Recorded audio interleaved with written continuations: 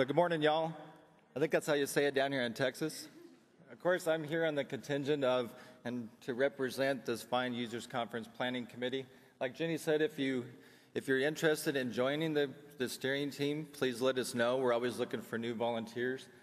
And it's my honor and my pleasure to represent this team because they did a fabulous job this last year to bring this conference to you, so thank you. Just a couple of things that I thought of. It was funny, you know, I'm getting ready to come down here all the way from Alaska, that is in the 50 U.S. states in Alaska. Okay, and even if you're from Texas, that is the largest state. If you kind of forgot that in school, it is 2.5 times larger, just to throw that out there. But it is a pleasure to be here. It's a lot warmer.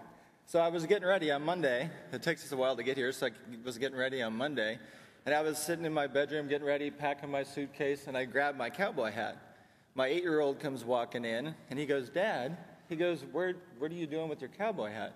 I said, "Well, remember I told you I was going to Texas, and I have to, do a speech." And he goes, "But why do you need your cowboy hat for that?" And he says, "Well, it makes sense because you're going to Texas." And I'm like, "Yeah, but," I said, "it's also a prop."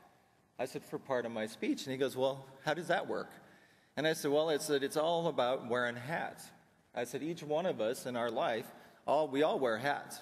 I mean, if you think about it, each one of us in this room, today, like for example myself, I'm a grandfather, believe it or not.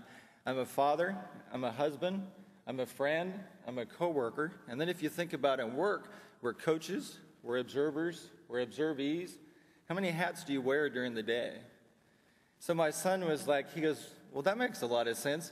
He goes, "So you're telling me you're going to go talk about hats?" And usually when I have to do a book report, I have to write page after page after page, and I have to stand up and do a presentation, and all you're going to do is talk about hats? He says, "Being an adult isn't that hard." I was like, "Yeah, I know." I said, "It makes it look easy. I still get used to it." But if you think about wearing hats, and that's, of course, part of my cowboy hat that I'm proud to wear for being here in the state of Texas, is we all in this room have 3 hats that we should be very focused on today in the next couple of days. First is our safety hat.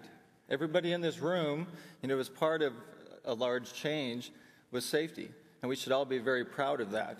We have some great things going on, and we have some challenges. So we need to, kind of take a step back and discuss those challenges and be mature in that conversation.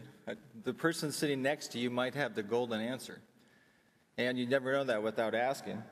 The second hat that we wear is our industry leader hat. We've got a great opportunity. Normally, when we come to conferences like this, sometimes we just talk to coworkers that are within our own industry. And for example, I'm from ConocoPhillips, proud to be ConocoPhillips. And sometimes we get stuck talking within our own oil industry. Well, you have a chance of changing that. Look outside your industry. Talk to a paper industry. Talk to the airline industry. Talk to the other groups and learn from them as well. We don't need to always stick within our trade. And our third hat should be our appreciation hat. Our appreciation hat, every one of us woke up this morning breathing and pumping blood. That's a damn good start.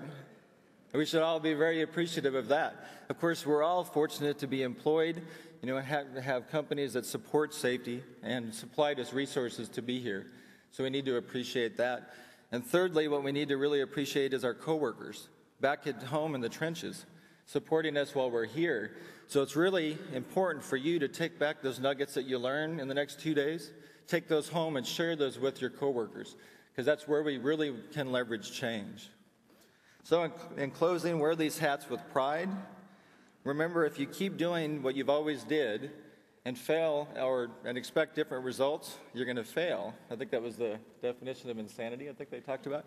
But we have leverage to change that right here in this room. So take it upon yourselves and accept our challenge to leverage change. So you have the power to leverage change.